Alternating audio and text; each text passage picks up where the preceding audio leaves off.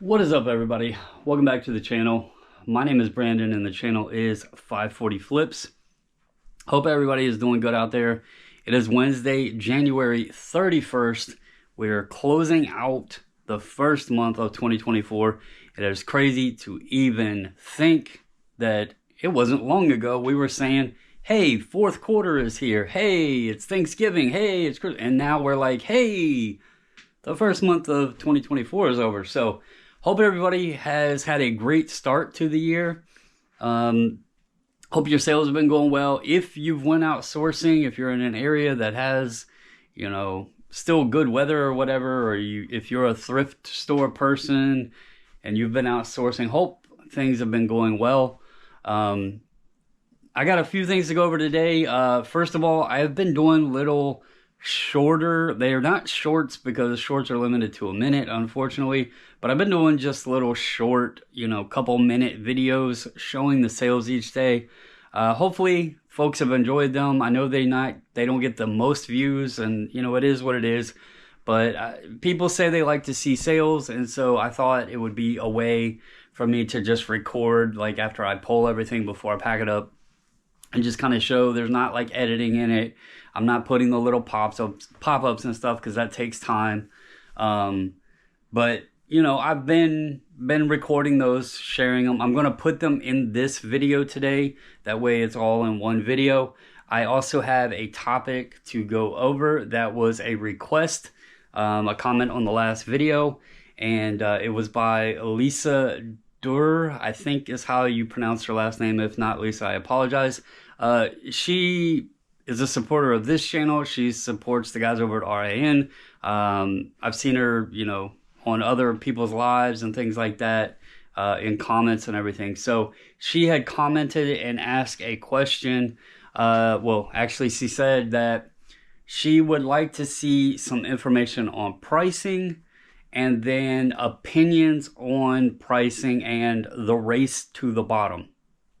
And I'm going to be honest, this is something that I thought about doing a video on a couple months ago, but I wasn't sure if people would be interested in it. So thank you for asking the question, leaving the comment, or the suggestion of the topic.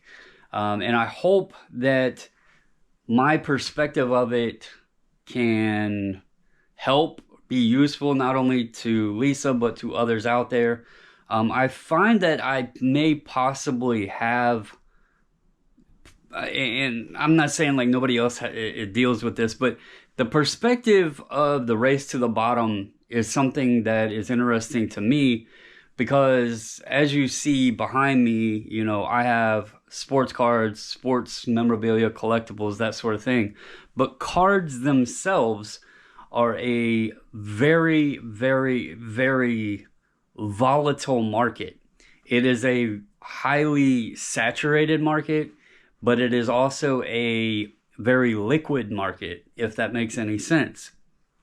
You hear people in reselling talk about sell-through rates and that sort of thing, and if you were to look up some of these cards, there's going to be thousands of the same card or the same player from the same year listed, and the sell-through rate, if you looked at it in perspective to like maybe a pair of shoes, would not be really too good of a percentage rate on the sell-through.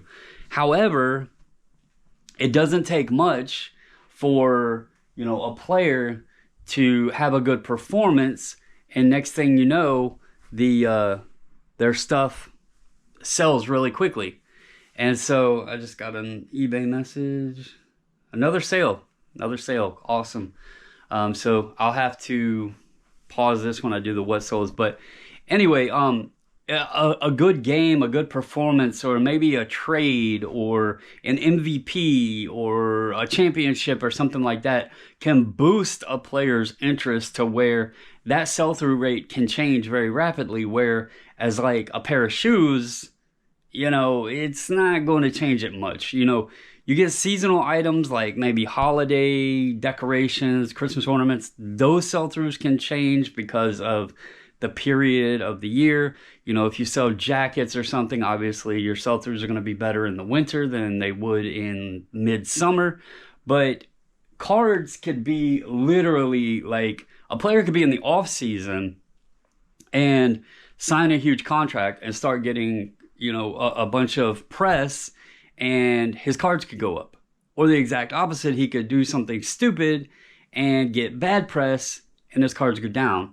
Or, you know, an injury occurs, that sort of thing. So when I talk about the race to the bottom, I feel that what I hear some resellers discuss, I'm not necessarily saying they're wrong, but it's something that has been concerning to me as a reseller. And what I'm talking about is when folks will say, I don't want to give eBay more of my money. I don't want to pay promoted listings. I want to pass the savings along to the buyer. And coming from the card space, I've always been concerned with that, because what happens in cards is, let's say I sell this card right here. You know, let's say the past sales were $50. And I'm like, well, you know, I'm going to give my buyers a break and I'm going to sell it for $35 because I only bought it for $1 and I can sell it for $35. Well, when the next guy goes on to do his research, or if they're at a card show or a dealer, you know, whatever, people are going to negotiate at that last sold comp. And comps are very, very, very important when it comes to sports cards. And when you're at a show or what have you, you don't have like full access to Terapeak or anything. So let's say this is a rarer card. And let's say normal price is roughly 50, but I sold mine at 35. Well, I'm going to try to sell this at a show for 50, but everybody's going to pull up on their phone and see the last one sold for $35. They're going to expect me then to go 35 or even possibly lower, and it's going to be difficult for me to sell this card.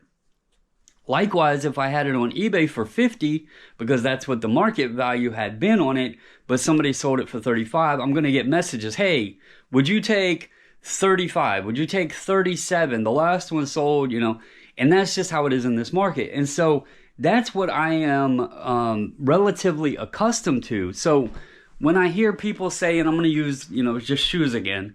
Let's say there's a pair of shoes and I do all my research and I look up on Terapeak, and I'm going to go in and show you guys how I actually, you know, price my items.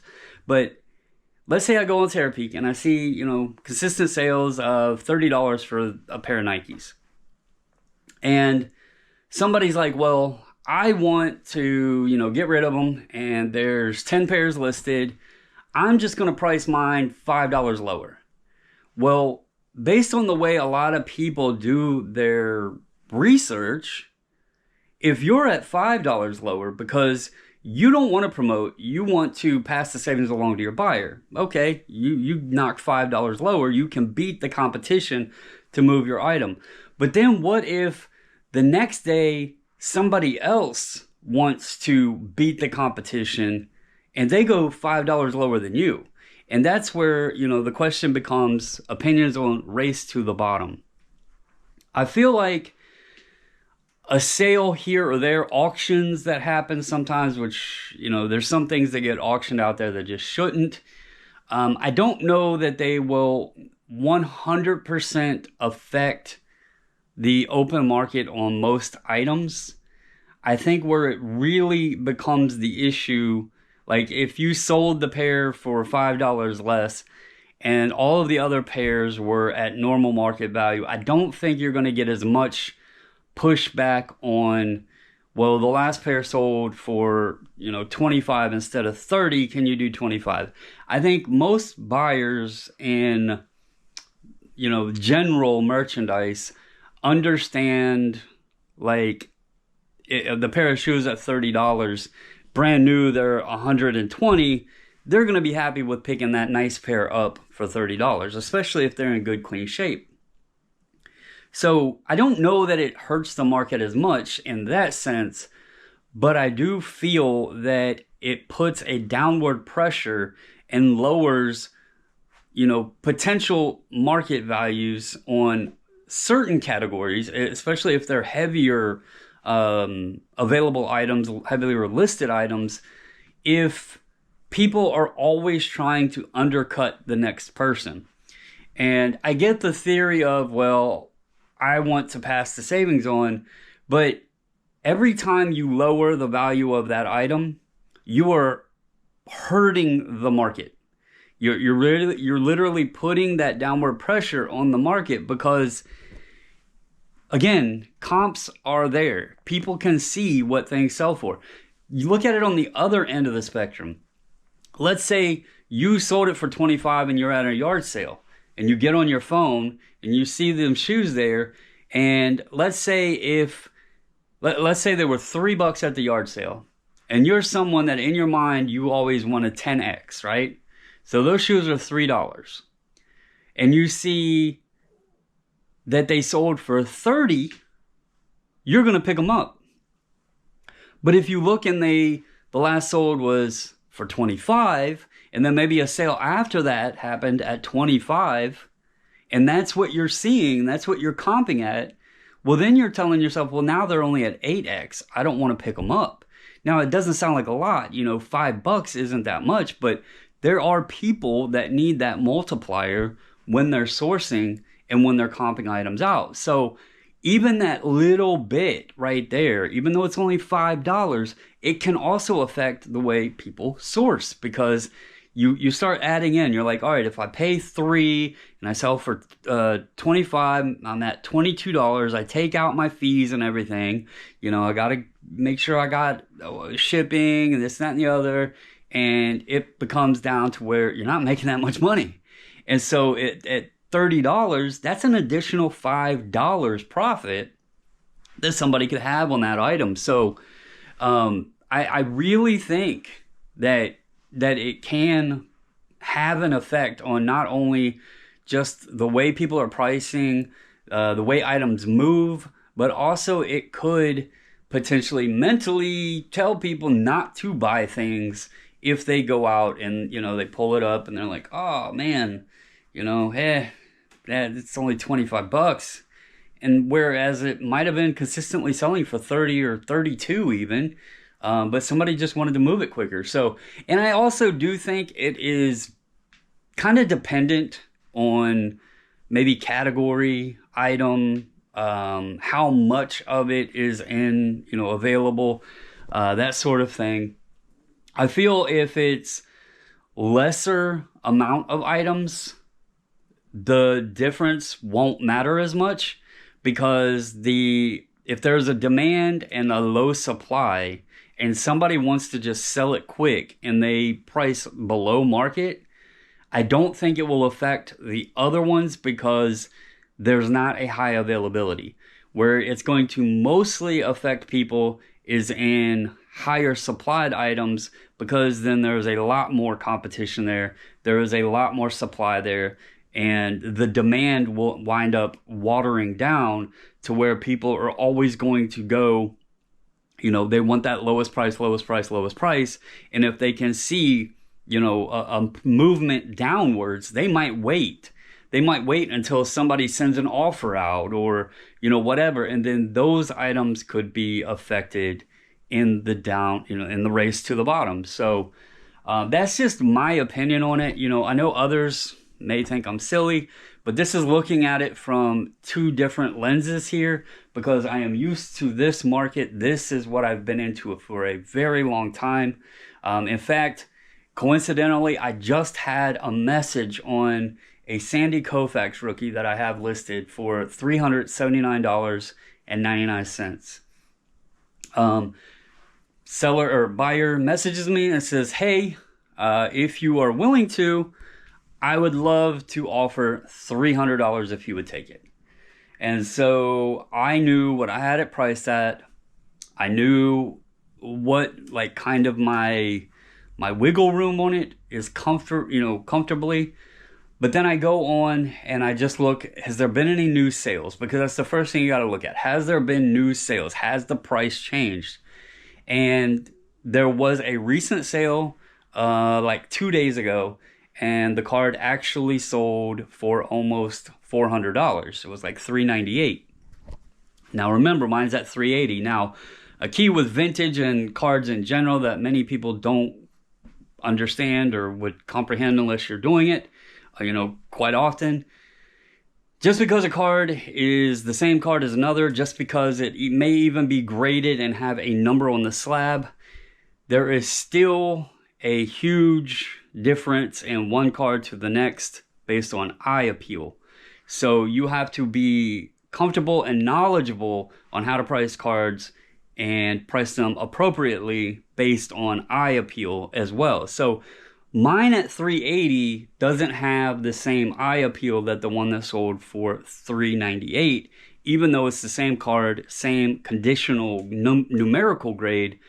But what I did was I went and looked at the last few sales, and then I did an average. And I actually messaged the guy back and I said, here's the last 4 sales. On an average value, they're coming out to $382. I am at $380. If you want, I will go to $340.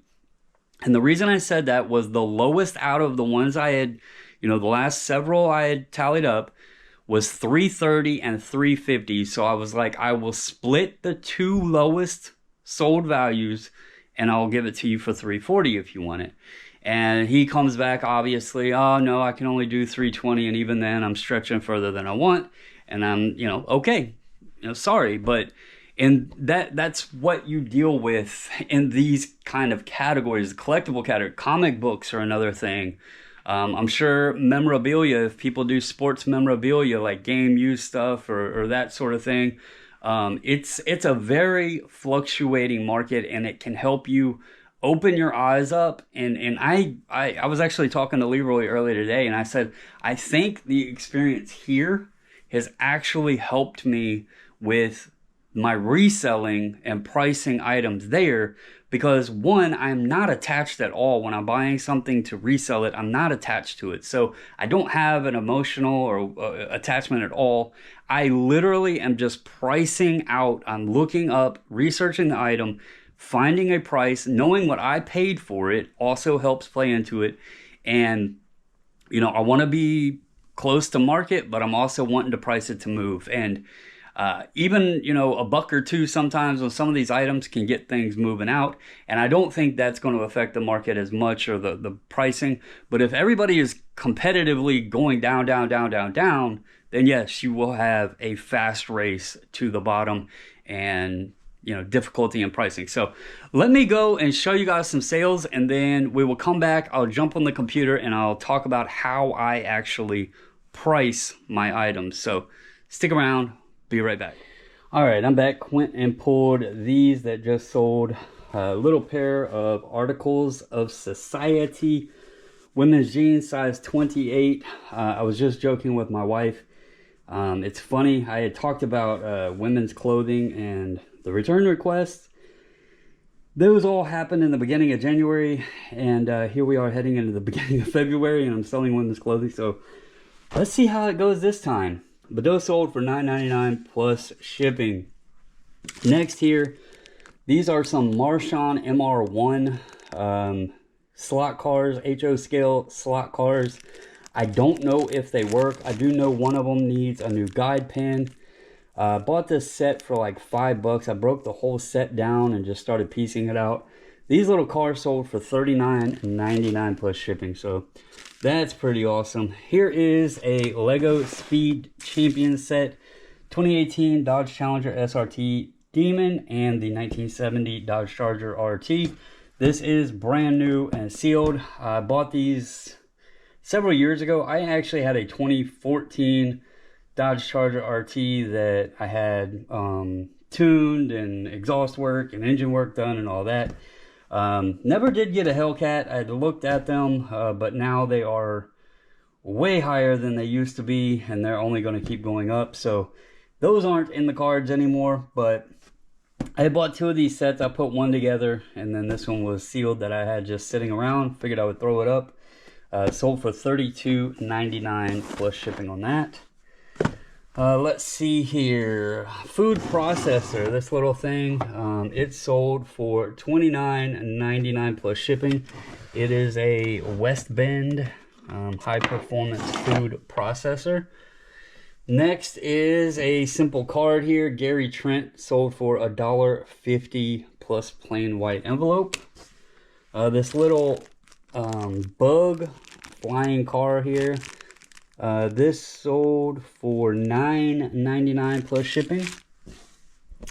This crock, it sold for $24.99 plus shipping. And this probably would have went for more. I don't know if you'll be able to see it in here, but it does have a crack in it. And I did note it. I think that actually cracked on the bringing it home, because we got that from like, I think the Route 29 sale in the fall, maybe.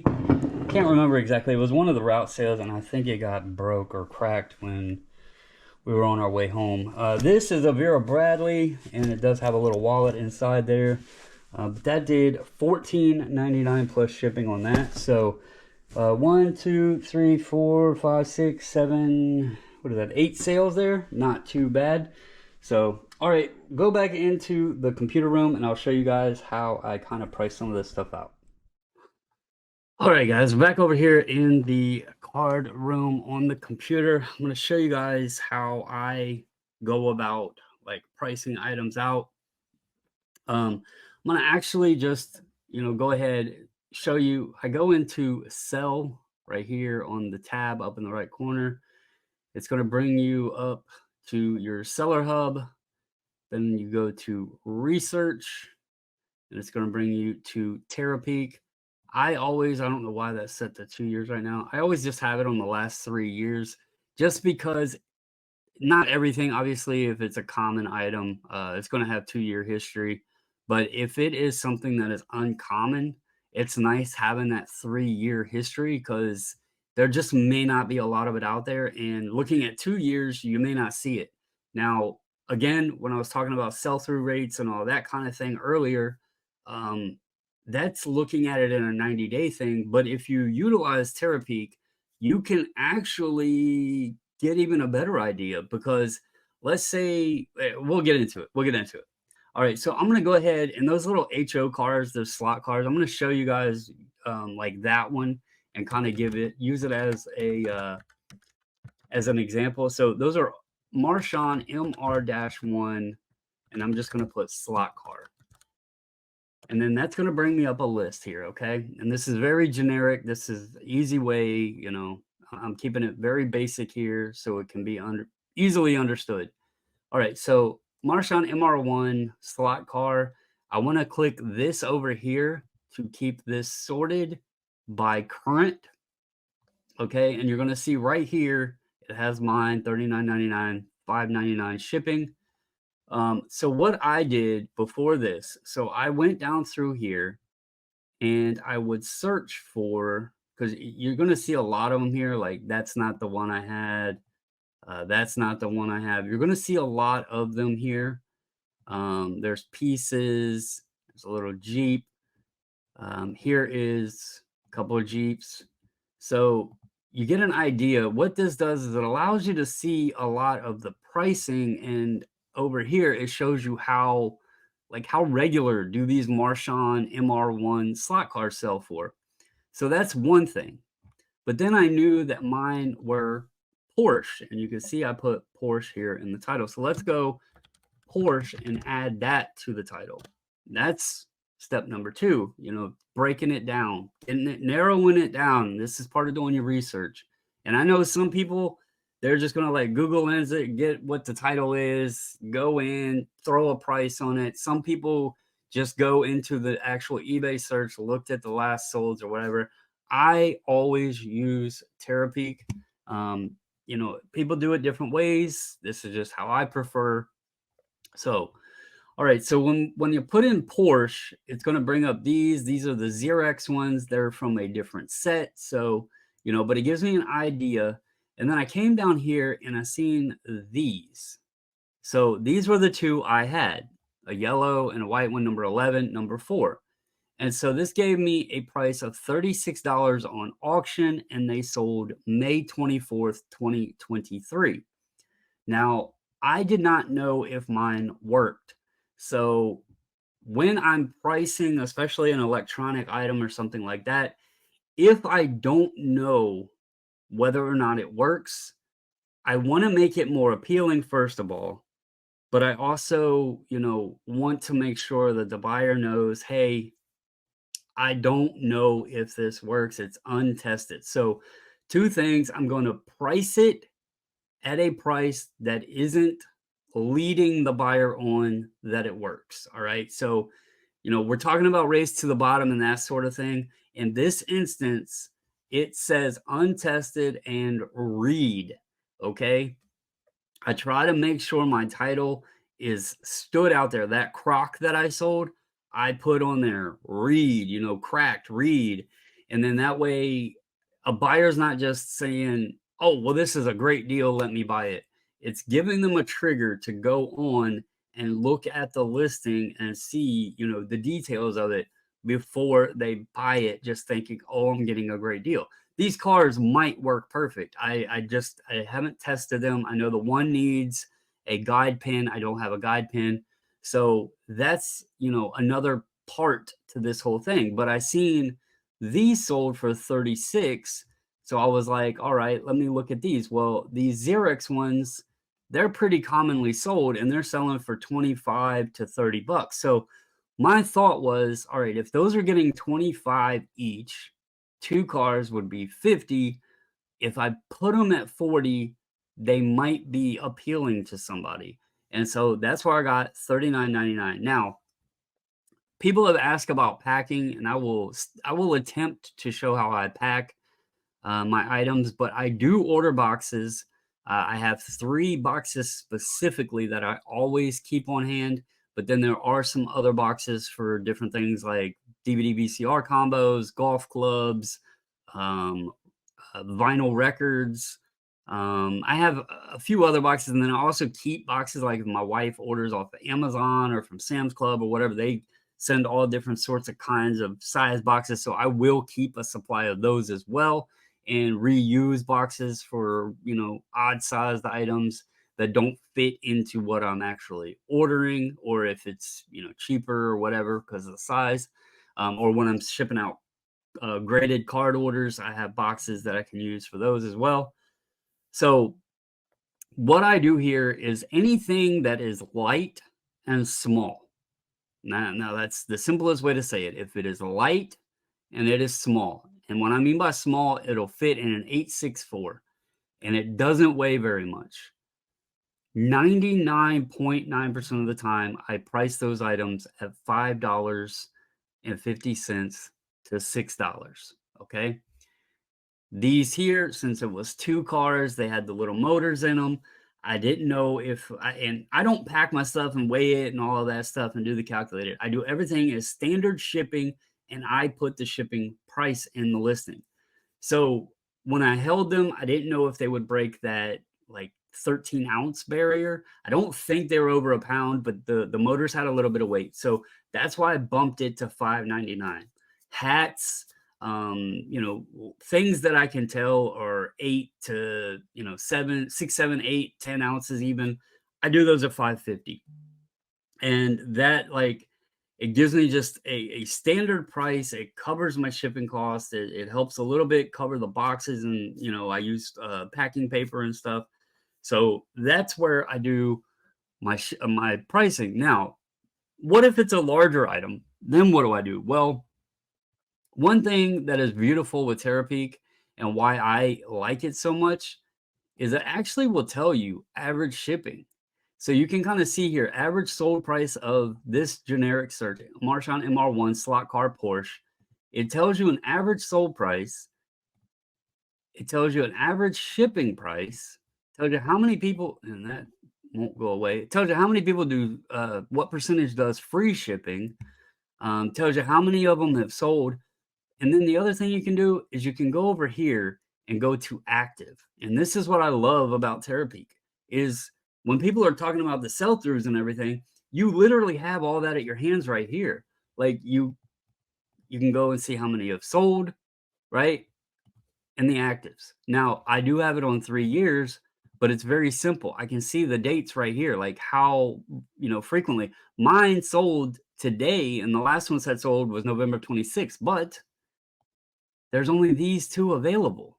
And it also can tell you when you're pricing your items, you can see the start date of the listing. So this one here has been listed since February 9th of 2023, almost an entire year at $68.78 with $48 shipping. Now, I don't know where. Oh, it's international shipping from Germany. Okay, so that makes a little bit more sense. I was like, why is it shipping so much? So, but that's been listed almost a year. Nobody in the States is going to likely pay that much money, so that item is going to sit there. But this is another helpful feature. It also tells you promoted. Is it promoted or is it not promoted? So all of these things I highly, highly, highly recommend when you are researching your items to use Terapeak. I know people, do it other ways, but my opinion, my recommendation, use Terapeak. There's so much in here. Let's say you have a foreign item and you're not finding it on eBay.com. I've done this before. Like I've went to eBay Australia or just clicked all sites so I could see like all of the sites, but it has all of the sites over here. eBay Canada. I've found items that like hockey cards that I thought hadn't sold. I went to eBay Canada's site, worked on their looked in their sales history, found cards that had sold because they're more common in Canada. So Terapeak has so much useful information. When people complain about the fees and everything else that are involved with eBay, if you really think about all of the elements of detail that eBay offers us, kind of worth paying the price. So anyway, I hope this helps. I can pull up real quick. What was that crock? I'll use it as an example to kind of where I got my price on that. So let's do B&M baked beans 2-quart stoneware. All right, so it says one is active at $55. And then you kind of see here the sales. Where did I get $24.99? Well, I was comping around here, and then obviously there was a sale here, but look at that shipping, $29.35.